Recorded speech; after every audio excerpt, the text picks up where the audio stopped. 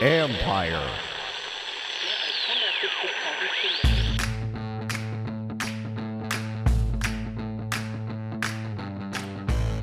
Hello and welcome to my podcast. Today, I'm joined by Washington left tackle Charles Leno Jr. as we discuss getting ready for training camp, why he's so excited about his new team, something his O-line coach did that surprised him and pleased him, and also about his work in trying to bridge a gap between the community and the police. Leno is doing much more than just talking, and he's coming from a strong point of view, and I think you will enjoy this interview. You can read my work on ESPN.com, of course. On Saturday, my long-awaited Sammis Reyes piece will run. I say long-awaited because I think I've teased this a couple times, and it details his journey from Chile to the NFL. I will have a podcast with him on Sunday, and it was a really good interview, very insightful about not only his journey, but also from a football perspective, where he felt he was at as minicamp was ending. And, so I think it was an insightful interview. Before I share my conversation with Charles Leno Jr., I did want to discuss for a minute defensive tackle John Allen and his contract situation. There was chatter about it possibly getting done before training camp, and as of now, I would say it's probably at best 50-50 if it gets done before camp or not. I think it's been well communicated to the team what it would take to get it done, or at least the neighborhood. So I don't think it would be hard to close that gap between now and the start of camp. To be honest, I can see it going both ways. And even if it doesn't get done, it doesn't mean talks will end. That's a key point. I do think Washington wants to keep Allen. I do know that he wants to be here. I do know that Washington can't give lip service to wanting to keep certain guys and then not get those deals done. It's a bad look if you lose guys like Brandon Sheriff and then John Allen. With Sheriff, I know that they wanted to make him the highest paid guard. I think they were kind of behind. They got put behind the eight ball a little bit because of when they came in. But the tag money makes it difficult to start anywhere but at that $18 million figure. With Allen, the trouble is there's a range of defensive tackle money, and it's a hard spot to pile up big-time numbers, especially in this defense with what those guys are asked to do inside. There are guys like Aaron Donald and DeForest Buckner making around $22 million. Leonard Williams is being paid as a 3-4 defensive end, and he's in that $22 million neighborhood as well, coming off a double-digit sack season. Green Bay's Kenny Clark is at $17.5 million per year. My sense, if Washington wants to get it done, they have to be above that number. How far above? We'll find out. The hard part for Washington is that Allen doesn't need to have a strong sense of urgency to get a deal done. He'll make $11 million this season, so he doesn't have to sign for anything other than what he wants or thinks is fair. That money buys him leverage, just like Sheriff has leverage because of the franchise tag. Plus, Allen knows if Washington wanted to keep him, it would have to tag him for the following year, and that would probably be in that $18 million range, and then he could hit free agency the following year and cash in. He also knows that if he has a big year, he could command a much higher amount because that salary cap, of course, will be going up. And I would say for Washington, if they truly didn't want to pay him a certain amount, it should have looked to trade him before free agency or the draft. And I'm quite sure that they knew before that period what it would take to sign him. That's why I think the fact that they didn't trade him kind of suggests to me that eventually they would get it done. Don't know that for sure. But that's why, like I said, if they really didn't think they were going to get it done or going to give them the number that would get it done, then that's the time where you would have traded them. So I think there's still some wiggle room in their negotiations here. Allen is a pro, but if I'm him, I'd be a bit miffed if you know the owner likes you and you know that the team considers you a selfless player, but yet it hasn't gotten done. And not that it's not gotten done. I don't even know how really close they are. But again, I think that gap can be bridged pretty quickly. The fact that they didn't trade suggests they understand the dollar amount they eventually have to reach. It would be a bad look for the locker room if they allowed both these players to leave. Both do what you want in terms of approach, leadership, and play. That doesn't mean you cave in and give players whatever they want. You do have to set a value for each guy. But it does mean that it's hard to keep painting a picture of the guys you want to keep and then allowing those exact types to exit. I believe Washington knows all this and has been slow playing things, negotiations. but the proof will come over the next week. And again, doesn't mean the talks wouldn't continue if nothing gets done, but it does mean if you like this wrapped up by camp, then get going. Okay, that's it from me. After this break, I'll be back with Washington left tackle Charles Leno Jr., why it's important for him to get more involved in bridging a gap with the police. His goal is to work with them, not chastise. And his early impressions of Ron Rivera and Chase Young. I think you'll enjoy it. This episode is brought to you by HP Plus. In a world full of smart devices, shouldn't your printer be smart too? It is with HP Plus. These printers know when they're running low, so you always get the ink you need delivered right when you need it. Plus, you save up to 50% on ink, so you can print whatever you want, as much as you want, anytime you want. Huh, that is pretty smart. Get 6 free months of instant ink when you choose HP Plus. Conditions apply. Visit hp.com/smart for details. Let's talk about Underdog Fantasy. Underdog Fantasy is the best and easiest place to play fantasy football for big cash prizes. On Underdog Fantasy, you just draft. No need to worry about waivers, lineups, or injuries. Underdog handles it all for you. Go to UnderdogFantasy.com or download the app, draft a season-long best ball team, and that's it. No in-season management. They're going to give you $25 when you sign up, so you can take a free shot at a $1 million grand prize in their fantasy football tournament. That's right, you can get a free $25 in bonus cash on Underdog Fantasy if you use the code KEIM, K-E-I-M, when you make your first deposit. I love Underdog because it's just so easy to use. The mobile app is slick, the website is user-friendly, so do what I've been doing. Go to UnderdogFantasy.com, join a league, draft a team, and that's it. You're good for the season. Remember, go to UnderdogFantasy.com, the App Store, or the Google Play Store, sign up with the code KEIM, K-E-I-M, and get a free $25 in bonus cash. Welcome back. Now here's my conversation with Charles Leno Jr. I do want to start with some football since that's right around the corner. And I'm curious for you, you change teams, you have a newborn. What's life been like for you since May? Really good. Really good. Yeah. It's actually been pretty damn good. Yep. Got a new baby. Yep. New team. Everything's been going well. I went there for, mini camp in the last week of OTAs. That went really well as well, meeting the guys and, understanding the playbook and things like that. But really understanding the playbook that's so-so because, I had 5-6 offensive coordinators. That's nothing. Really, it's about, meeting the guys and, just getting a feel for the place and, finding a place to stay and doing all that. That was nice. And then when I got back here, been packing up the house. I got boxes everywhere. Got some movers coming on Thursday, and I'll be hitting the road on Saturday driving down. So, yeah, it's been going well. What was it like, though, to go from being released to getting a team to having a baby? What were that period like? Was it crazy? Was it emotional? What was it like? Having a child is always emotional. Sure. Getting released, I would say it was caught me off guard, but I wouldn't say it was really emotional. Because in this league, being in the position I'm in, being on the field, you got to have, a forget it type mindset. You know what I'm saying? You got to be really good at compartmentalizing, and I think I'm pretty damn good at that. So that was something that just, it happened. I had to accept it for what it was, and after that, just on to the next, trying to figure out the different options I had. And Washington came calling and let me know what they wanted from me, and we made it happen. Why have you always been good at compartmentalizing? And if so, why? Where do you get that from? Yeah, I've always been good at that. And I think football really helped me compartmentalize. I remember my coach in college always talking about it. You got to be able to, be where your feet are, be here now. He always talked about be here now.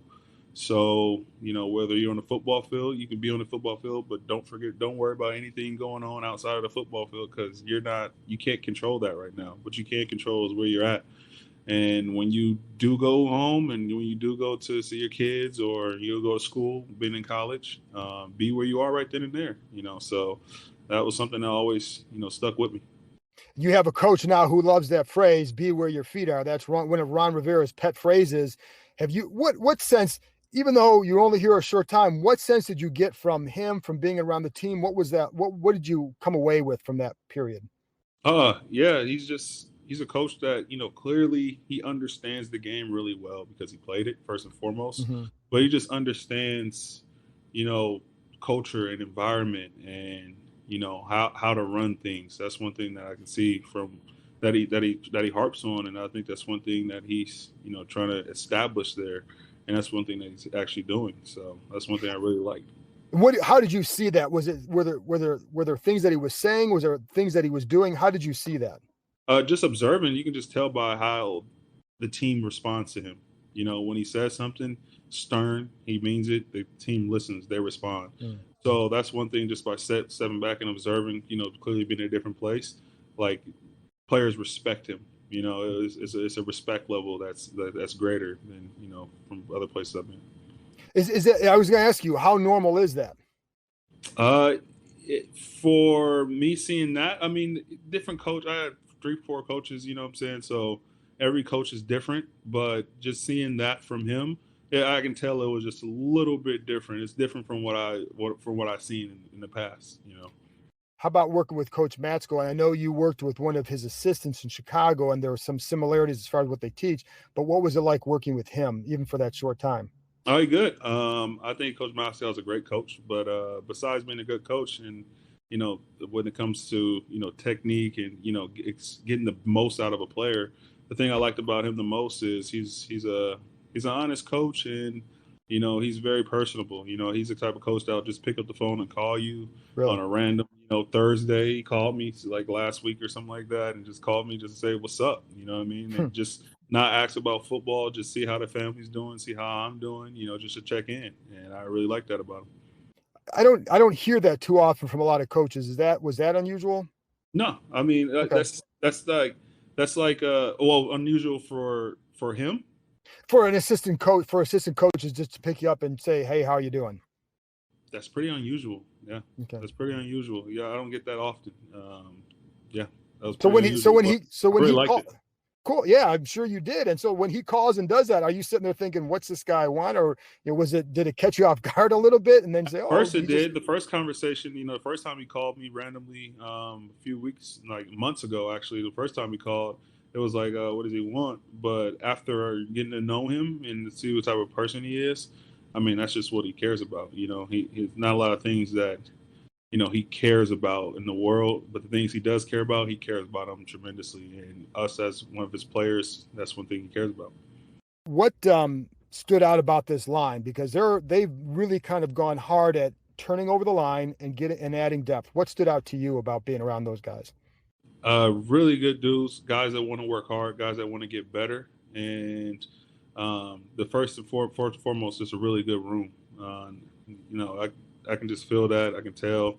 And yeah, just a lot of talent all over the room. I'm talking about from you want to call it top. That's the starting line all the way to the bottom, the second, third line, whatever you want to say. There's really a lot of talented individuals in this room. One of the things that I've always heard about you is in the locker room, the kind of guy you are and how you bring guys together, just you have the effect you have in there. Has that always been something? First of all, you feel like that's accurate, that you're a guy who likes to kind of, either take guys under their wing or just you have a good presence in there. Where does that stem from? It stems from me, someone doing that for me. When I first got into the league, I had a vet in the name of Jermon Bushrod. He was the starting tackle before me. He did that for me. And, that kind of gave me the feeling of, wow, everybody's not, it's just not all out for, I'm here for myself. I mean, guys want to help. Guys want to see guys get better. And, you got to be, first and foremost, as a young guy, you got to be receptive to it. You can't just be like, oh, this guy's, so, whatever. You got to be, willing to. And I was a willing person to do that. But, that just let me know right then and there. That's something I wanted to do. I want to pay it forward, for the guys behind me that's coming up along the way in the league. And I'm going to do that, for the rest of my career. I mean, that's just who I am. I love to see a guy succeed, if they want it, if they work hard for Sure. it. Did you start to do anything like that in the spring, or is that more just like it's going to happen over time?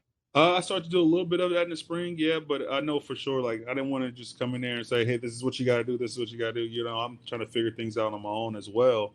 But when I see something, I'm gonna speak up on it. You know what I mean? I'm gonna tell a guy, you know, like Sadiq Charles or, you know, Sam Cosby, the two guys that I know for sure, you know, who are really receptive and really love the game of football and really want to get better.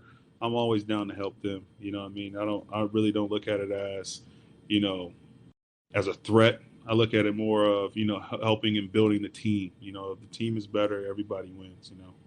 Absolutely. I mean, but it's, as you know, not everybody always has that attitude though, too. And that's absolutely so, not. Yeah. What did you get a sense going, you know, I don't remember how much you went against Chase Young in the spring, and I know no pads, it's a lot different, but did you get a sense from him at all, just being around him on the field, what this kid can do? Yeah. First and foremost, I'm trying to think of my years in Chicago of a player, and I can't think of one right now. Offense, it's only one player that I can think of that brought energy like he has, like ever in my career, and that's Tariq Cohen. Tariq Cohen has energy out this world. It's crazy. Wow. Yeah, but Chase Young has energy that's completely different. Like the energy that he brings, like he's just one of those type of players that's always talking, always vibrant, you know what I mean, always upbeat, never really down. And that's only for 3-4 days that I've known him, you know what I mean, known him and seen him on the field. And then looking at him as an athlete, going against him as an athlete, yeah, we went against each other. Nothing he can't do, you know, nothing. I mean, he has it all. He has every single tool, going against, you know, different guys across the league, practicing against different guys, high-level guys. I know he has everything that he needs to be, you know, one of the best rushers in the league. And, you know, with that work ethic and, you know, with that mindset and also the talent on top of that, sky's the limit for him. And can't wait to get back to work with him because I'm going to be helping him out and he's going to be helping me out as well. Sure. And one of my favorite things to watch in the summertime are those one-on-one drills, the pass rush drills and all that. When a guy has that kind of energy, how does that help others? Just even, you know, at all? How does it help you guys? Yeah, just you got to match it. You got to match where you're going to get exposed, you know, exposed or exposure. You know what I mean? It's one of those deals. So, yeah, you got to match that energy and bring it every single day. And that's something that you want in a team. If a team is able to bring it every single day, that means no matter what the score is, that means no matter what the possession or no matter what the game situation may be, you always got to be careful because the team is never out. So I've read that you're very superstitious. Is that true? And if so, where does that really show up? I'm pretty superstitious. Yeah. Okay. So do you have any, do you have a game day superstition? Do you have anything that? Yeah. You know? So in Chicago, I have to find a place now that I'm going to a different place. So in Chicago Stadium, Soldier Field was right on the lake. It was right off of Lakeshore Drive and right by the Shed Aquarium and like the planetarium, all these like museums right there, right? So every game day at home, me and my wife, we would drive down that, you know, where the aquarium, I forget which one it is, aquarium or planetarium, whichever one, but it's off of like the little museum drive. Yeah, it's right there. And we'll get out and we'll walk down and you can see like the whole city of Chicago and it's right there on the water. And we'll get out and we'll say a prayer. And we did that for every game for like the last it might be 4 or 5 seasons. We did that for a long time. Wow. Yeah. So that's something that we did. And I was pretty superstitious. And, you know, it was something that, you know, kind of cleared my mind before going into the game. I'm a very mental person when it comes to, you know, clearing my mind and, you know, meditating, doing things like that before the game. Just want to have a free mind. Don't want to be thinking about anything. Just want to react. So, yeah, that's something that helped out. Well, cool. And there's some areas around FedEx, not quite Soldier Field, yeah, the view and all that, but there are some areas around there. What do you think you're going to add on the field here? Just toughness, leadership, and, you know, just a willing of and always competing, never giving up. That's just my MO, man. Being, you know, a 7th round pick and making it this far in the league, I know what it takes to work hard in this league. I know what it takes to keep staying in this league. And I'm going to continue to bring that every single time. So one of the reasons why we wanted to talk to you is you were part of a video promoting trust between the police and the community and law enforcement and all that. why, and I know I know you participated in an externship program a couple years ago too, and I'll ask you that in a minute, but why did you want to participate in this video? What is it? What is your role there? So for me, it was more so, the awareness aspect of it. They brought it to me. They asked me to do it, and I said, yeah, sure. I have some things to mention on it. And the biggest thing in awareness was the community and the police was that I seen was trust. That's the number one thing I noticed, especially during that internship with the Los Angeles PD. That's one reason why I did it as well, because I had a little bit of background experience in, dealing with the police. But trust is so huge when it comes to police and community. Once that trust is broken, it's so hard to get back. And also like training and education for police officers. You look at us as professional athletes. I like to say this all the time. Like, we spend so many hours training, getting better at our craft, and we treat it as professional. We have that professional title as well. No different than police officers. They're professionals as well. But they have lives at stake. On a split-second decision, they can take a life. So I think their training needs to be better in the terms of more hours. I think it should be more hours involved, all around the clock hours involved, for police officers to continue to push their education, continue to push their training, so they can continue to hold that professional title. Because if they only take, however long it takes to be a police officer, I'm pretty sure, sometimes, we're putting in way more hours than that, and we're doing nothing in comparison to what they're doing, when in terms of saving lives and protecting lives, what they're supposed to be doing. Are you interested in going into law enforcement when you're done? I got a background in criminal justice, so right. That's something that I might, I've still been thinking about. I don't know if my girls will want me to do that, but we'll see. They're not old enough to decide that, but when they do, they'll let me know. But yeah, I mean, I have a lot of different options that I want to go in.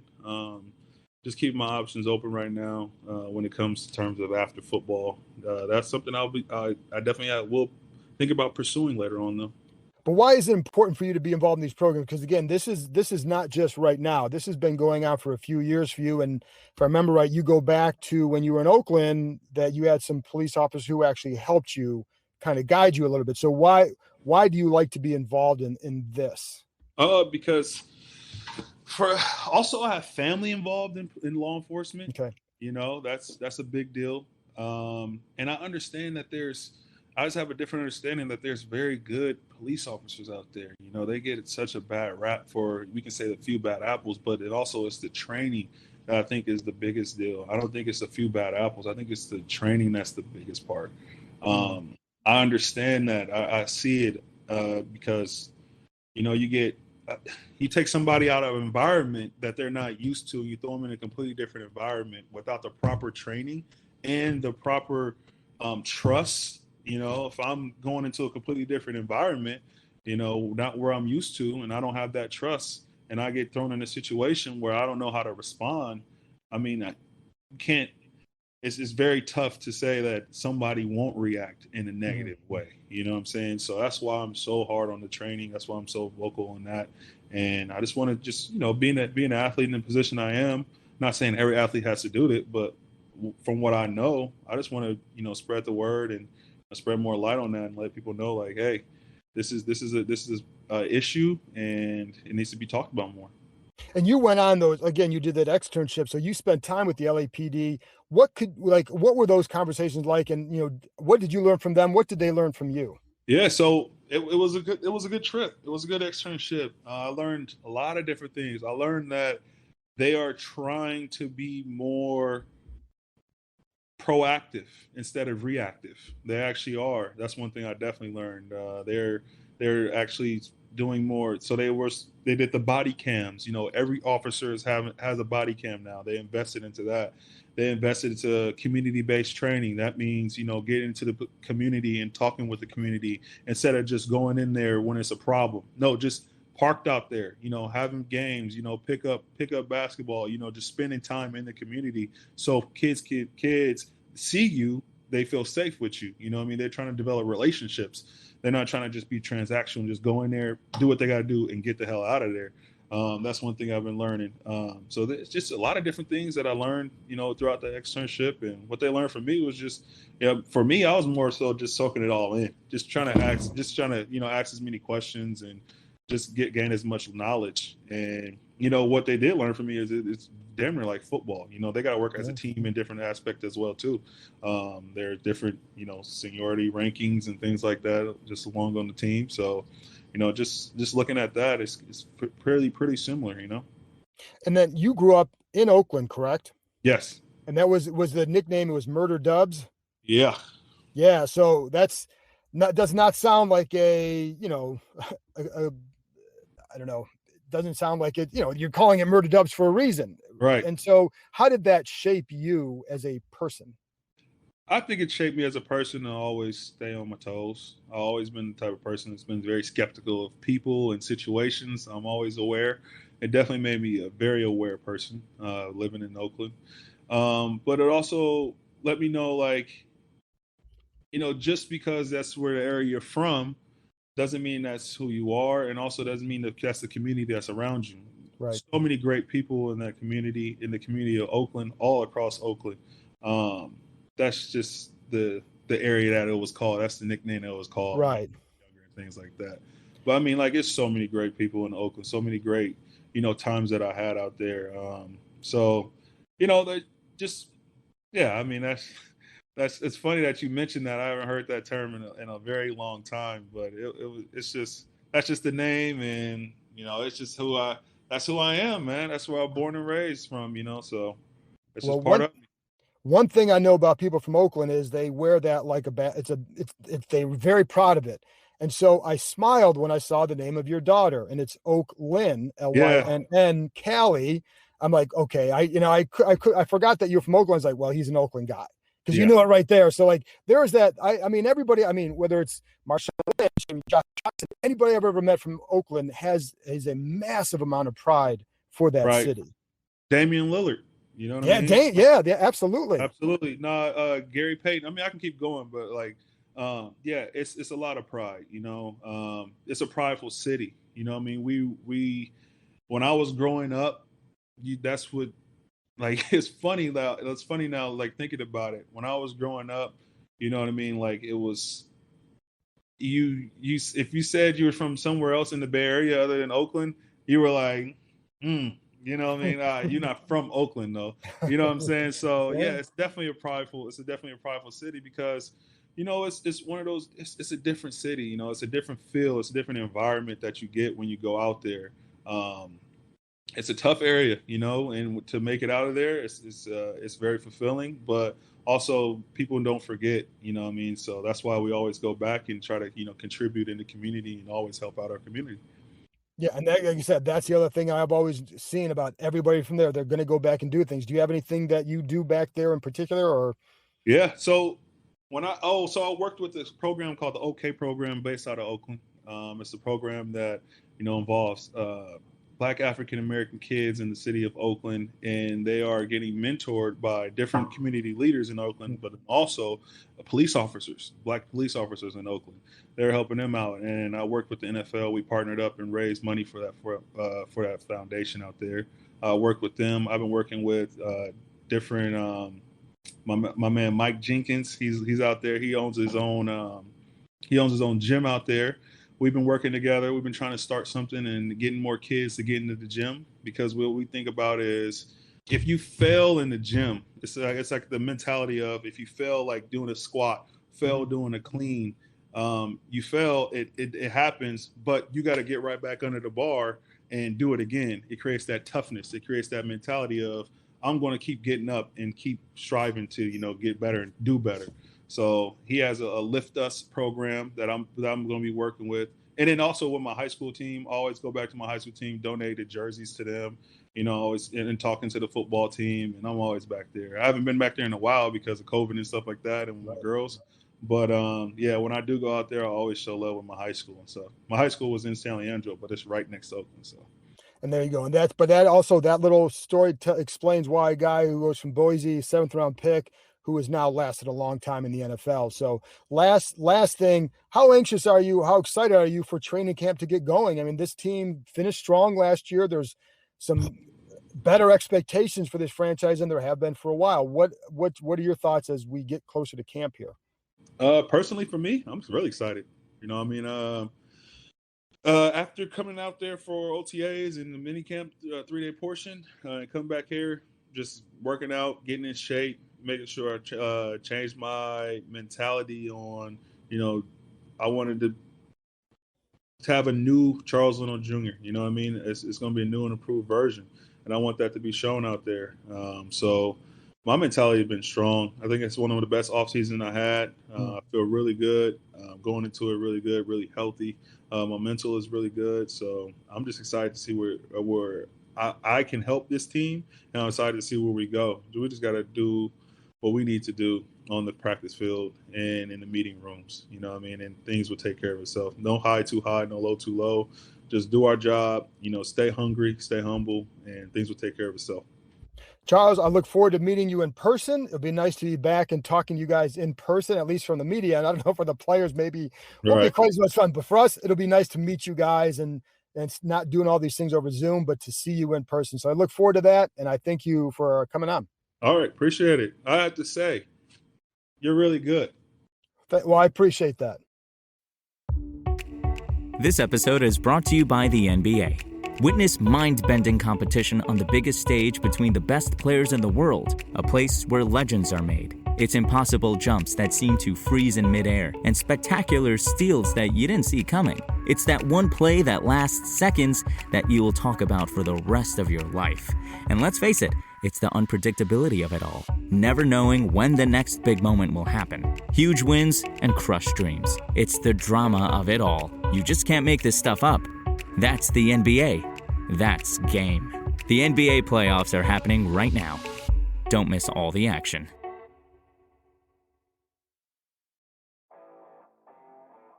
Hey, this is Joel Corey from Inside the Cap. I know you're enjoying the John KEIM report, which gives you insider access to the Washington football team, everything you want to know, which is going on with the Washington football team. Once you're done with that, check out my podcast, Inside the Cap, which gives you the ins and outs of the NFL salary cap and player contract negotiations. Check out these two products and other fine podcasts from Empire Media. That's it for this episode. Thanks to Charles for joining me, and thank you, as always, for listening. I'll be back on Sunday with tight end Sammis Reyes, plus my thoughts as training camp approaches. Talk to you next time.